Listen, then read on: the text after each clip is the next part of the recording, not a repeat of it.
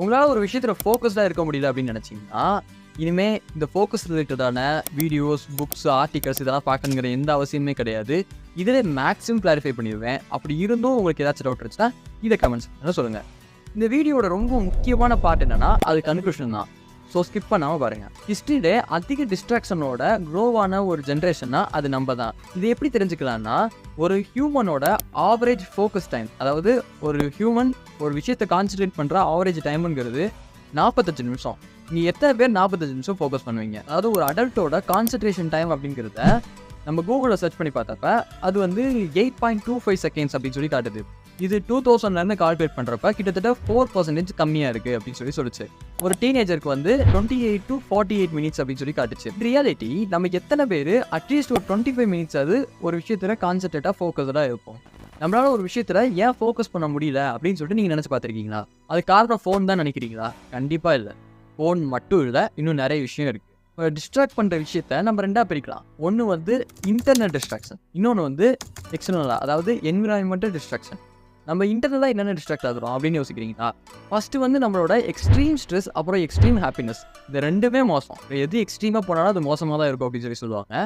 அதுக்கேற்ற மாதிரி நம்ம எக்ஸ்ட்ரீமாக ஸ்ட்ரெஸ்ஸாக இருந்தாலும் நம்மளால ஒரு விஷயத்தில் ஃபோக்கஸ் பண்ண முடியாது. அதே மாதிரி எக்ஸ்ட்ரீமாக ஹாப்பியாக இருந்தாலும் ஒரு விஷயத்தில் ஃபோக்கஸ் பண்ண முடியாது. ரொம்ப பூரான டயட். இந்த புவர் டயட் அப்படின்னு சொல்லிட்டு நான் எதை சொல்கிறேன்னா, ஒன்று அதிகமாக சாப்பிட்றது. அதிகமாக சாப்பிட்டாலும் வயிறு ஃபுல்லாகி நம்மளால ஒரு விஷயத்தில் ஃபோக்கஸ் பண்ண முடியாது, தூங்க தான் தோணும். கம்மியாக சாப்பிட்டாலும் பசி எடுத்து ஒரு விஷயத்தில் ஃபோக்கஸ் பண்ண முடியாது. இதே மாதிரி நியூட்ரிஷன் இல்லாமல் ஃபுட் சாப்பிட்டோம்னாலும் பிரெயினுக்கு தேவையான நியூட்ரிஷன் கிடைக்காம அப்பயும் நம்மளால ஃபோக்கஸ் பண்ண முடியாது. ஸோ கரெக்டான டயட்டுங்கிறது ரொம்ப முக்கியம். அடுத்து வந்து மெடிக்கல் சைடு எஃபெக்ட்ஸ். நம்ம மெடிசன் எடுக்கிறப்ப அதோட சைடு எஃபெக்ட்ஸ் சில நேரம் நம்ம பிரெயினோட கான்சன்ட்ரேட்டிங் வில் பவரை குறைச்சிடுறோம். அதுலேருந்து வெளியே வரது கொஞ்சம் கஷ்டமாக தான் இருக்கும், பட் வெளியே வந்தோம். அடுத்து வந்து எக்ஸ்டர்னல் ஃபேக்டர், அதாவது நம்ம என்விரான்மெண்ட் சம்மந்தமாக என்னென்ன நம்ம டிஸ்ட்ராக்ட் ஆகிறோம் அப்படிங்கிறது. இதில் ஃபஸ்ட்டு வந்து ஃபோனு. நம்ம எல்லாருக்குமே தெரிஞ்சது ஃபோன்னால நம்ம டிஸ்ட்ராக்ட் ஆகும் அப்படின்னு சொல்லிட்டு. ஆனால் ஃபோன் வந்து நம்ம டிஸ்ட்ராக்ட் பண்ணுறதுங்கிறது ரொம்ப கம்மியாக தான். நம்ம இன்டர்னலாக டிஸ்ட்ராக்ட் ஆகிறது தான் ரொம்ப அதிகம். இந்த ஃபோன் இன்னொரு விஷயம் என்ன பண்ணுன்னா, நம்ம இன்டர்னலாக டிஸ்ட்ராக்ட் ஆனதுக்கப்புறம் அதை நல்லா பூஸ்ட் பண்ணி விடும். நம்ம டிஸ்ட்ராக்ஷனை நல்லா பூஸ்ட் பண்ணி விடும். இது இந்த ஃபோனில் கொஞ்சம் டேஞ்சரான விஷயம். ரொம்ப காம்ப்ளெக்ஸான டாஸ்க் வைக்கிறது. நம்மளால ஒரு விஷயத்தை அச்சீவ் பண்ணவே முடியாதுன்னு நம்மளுக்கு தெரியும். தெரிஞ்சும் அதை அச்சீவ் பண்ணணும் அப்படின்னு சொல்லிட்டு ரொம்ப காம்ப்ளெக்ஸாக அந்த டாஸ்க் வைக்கிறப்ப நம்ம அச்சீவ் பண்ண முடியாமல் போகிறப்ப ஏமாற்றத்தையும் டீமோட்டிவேட்டையும் தரும். எதனால டிஸ்ட்ராக்ட் ஆகுறோம்னு தெரிஞ்சாச்சு.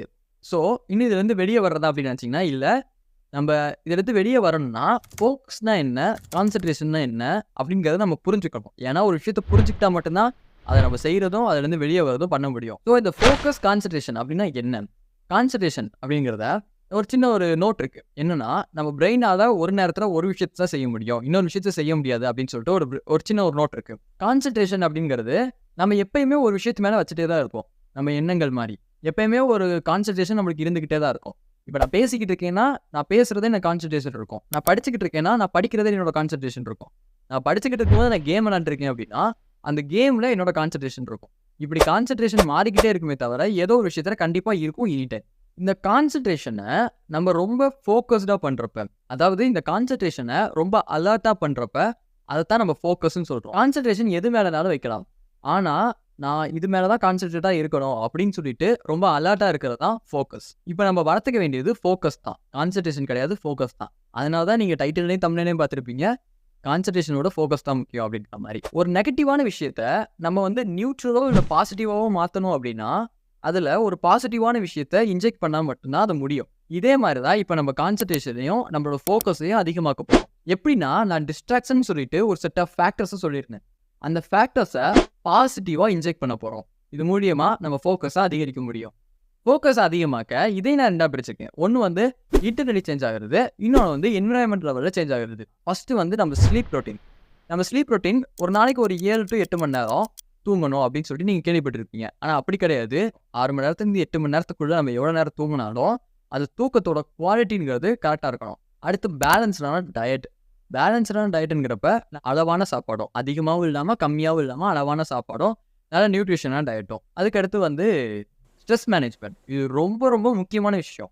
நம்ம ஃபோக்கஸ்டாக இருக்கணும்னா இந்த ஸ்ட்ரெஸ் மேனேஜ்மெண்ட்ங்கிறது ரொம்ப ரொம்ப அவசியமான ஒன்று. நம்ம ஸ்ட்ரெஸ் மேனேஜ் பண்ணால் மட்டும்தான் நம்மளால் ஃபோக்கஸ்டாக இருக்க முடியும். ஸ்ட்ரெஸ் மேனேஜ்மெண்ட்டை ரொம்ப சிம்பிளாக ப்ரீத் இன் ப்ரீத் அவுட்றதே ஸ்டார்ட் பண்ணலாம். அதுக்கடுத்து நம்ம க்ரோ பண்ணிக்கலாம். அடுத்து வந்து எக்ஸ்டர்னலா சேஞ்ச் ஆகுறது. அதாவது நம்ம என்விரான்மென்ட் லெவல்ல சேஞ்ச் ஆகுறது. இதில ஃபர்ஸ்ட் விஷயம் என்னன்னா, பிளேஸ் சூஸ் பண்றது. நம்ம ஃபோகஸ்டா ஒரு விஷயம் பண்ணணும்னா, அதுக்கு ஏத்த மாரி பிளேஸ் இருக்கிறது ரொம்ப ரொம்ப முக்கியமான விஷயம். அது மேக்ஸிமம் ஒரு அமைதியான பிளேஸா இருந்துச்சுன்னா நல்லாயிருக்கும். அந்த மாரி பிளேஸ்ல மேக்ஸிமம் இருக்க ட்ரை பண்ணுங்க. அடுத்து வந்து டைம் மேனேஜ்மென்ட். ஸ்ட்ரெஸ் மேனேஜ்மென்ட் எவ்வளோ முக்கியமோ, அதே அளவுக்கு டைம் மேனேஜ்மென்ட்டும் முக்கியம். நான் நாளைக்கு என்ன பண்ண போறேங்கிறத, இன்னைக்கே நான் டினோட் பண்ணி எழுதி வச்சுட்டேன் அப்படின்னா, நாளைக்கு எனக்கு அது பண்றதுக்கு ஈஸியா இருக்கும். அப்படிங்கிறப்ப நான் அதில ஃபோகஸ்டா இருப்பேன். அடுத்து வந்து கொஞ்ச நேரம் ஒர்க் பண்ணணும். அதுக்கடுத்து கொஞ்ச நேரம் கழிச்சு நம்மளே ரெஸ்ட் எடுக்கணும். இப்படி ரெஸ்ட் எடுக்காம தொடர்ந்து ஒர்க் பண்றப்ப அப்பயும் ஃபோகஸ் கண்டிப்பா மிஸ் ஆகும். இத இன்னும் ஈஸியா புரிஞ்சுக்கணும்னா 4 மடங்கு வேலை செய்றோம்னா 1 மடங்கு ரெஸ்ட் எடுக்கணும். 4:1 ரேஷியோன்னு கூட வச்சுக்கலாம். நான் 1 மணி நேரம் வேலை செய்றேன்னா 15 நிமிஷம் ரெஸ்ட் எடுக்கணும். நான் 10 நிமிஷம் வேலை செய்றேன்னா 2 1/2 நிமிஷம் ரெஸ்ட் எடுக்கணும். இது மாரி. தவிர அடிஷனலா ஒரு 2, 3 டிப்ஸ் சொல்லலாம். என்னன்னா, ஒண்ணு வந்து ஹைட்ரேட்டா இருக்கிறது. ஐ திங்க் ஒரு 6 மாசத்துக்கு முன்னாடி நான் தண்ணீல அதிகமா குடிக்காம ரொம்ப டீஹைட்ரேட்டா இருந்தேன். அப்ப என்னால சுத்தமா ஃபோகஸ் பண்ணவே முடியல. ரொம்ப ரொம்ப கஷ்டமா இருந்துச்சு. ஸோ ஹைட்ரேஷன் அப்படிங்கிறது ரொம்ப ரொம்ப முக்கியமான ஒண்ணு. ஃபோகஸ்டா இருக்கிறது. அடுத்து வந்து கஃபைன், சுகர் இது 2த்தையும் மேக்ஸிமம் குறைச்சுக்கணும். நிறுத்திக்கிட்டா ரொம்ப நல்லது. நம்ம கஃபைன் கன்சியூம் பண்றப்ப நம்மளோட ஸ்லீப் சைக்கிள்ங்கிறது கொஞ்சம் மாறுறதுக்கு வாய்ப்பு இருக்கு. அதே மாரி சுகர் அப்படிங்கிறது நம்மளோட எனர்ஜி கிராஷ் ஆகுறதுக்கு அதுல அதிக வாய்ப்பு இருக்கு. எண்ட் ஆஃப் தி கேம் என்னன்னா, இப்ப நான் சொன்ன மாரி இன்டர்னலா நம்ம பெர்ஃபெக்ட்டா இருக்கோம். நம்ம சுத்தி இருக்க என்விரான்மென்ட்டே கரெக்ட்டா வச்சிருக்கோம் அப்படின்னா, நம்மளால ஃபோகஸ்டா இருக்க முடியுமா அப்படின்னு சொல்லி கேட்டீங்கன்னா, கண்டிப்பா முடியாது. ஏன் முடியாதுன்னா, இத நம்ம 1 நாளோ 2 நாளோ தொடர்ந்து பண்றப்ப இது கண்டிப்பா முடியாது. ஆனா, இத நம்ம 1 மாசமோ, இல்ல 1 வருஷமோ தொடர்ந்து பண்றப்ப, கண்டிப்பா நம்ம ஃபோகஸ்டான பெர்சனா மாற முடியும். இதுக்கு பேர் தான் கன்சிஸ்டன்சி. அண்ட் கன்க்ளூஷன் என்னன்னா, இப்படி நம்ம கன்சிஸ்டன்ட்டா இருந்தா மட்டும் ஃபோகஸ்டா இருக்க முடியுமான்னு சொல்லி கேட்டா, அப்பயும் முடியாது. நம்மளுக்கு ஒரு விஷயத்துல இன்ட்ரெஸ்ட் இருந்தா மட்டும் தான் அந்த விஷயத்துல ஃபோகஸ்டா இருக்க முடியும். எல்லாருக்கும் ஏதோ ஒரு விஷயம் பிடிச்சிருக்கும். அந்த விஷயத்துல நம்ம ஃபோகஸ்டா இருப்போம். அத தவிர மத்த விஷயத்துல நம்ம ஃபோகஸ்டா இருக்கன்னு நெனச்சோம்னா, அத பத்தி புரிஞ்சுக்கிறது அப்படிங்கிறது ரொம்ப முக்கியமான விஷயம். நம்மளுக்கு ஒரு விஷயம் புரிஞ்சுக்கிறோம். அதுக்கடுத்து நம்மளுக்கு அது புடிச்சா மட்டும் தான் அதுல நம்ம ஃபோகஸ்டா இருக்க முடியும். ஸோ, நம்மளால ஃபோகஸ்டா இருக்க முடியலன்னா, ஃபர்ஸ்ட் அத பத்தி நல்லா தெரிஞ்சுக்கணும். தெரிஞ்சுக்கிட்டதுக்கு அப்புறம் அதுல இருக்க இன்ட்ரெஸ்ட்ட வளர்த்துக்கணும். அப்படி வளர்த்ததுக்கு அப்புறம் இந்த மாரி இன்டர்னலா நம்ம வந்து ஃபோகஸ்டா இருக்கிறதுக்கும், நம்மள சுத்தி இருக்க என்விரான்மென்ட்ட கரெக்ட்டா வச்சுக்கிறதுக்கும், டிஸ்ட்ராக்ஷன் இல்லாம வச்சுக்கிறதுக்கும் பழகிட்டோம் அப்படின்னா, நம்மளால அந்த விஷயத்துல கண்டிப்பா ஃபோகஸ்டா இருக்க முடியும்.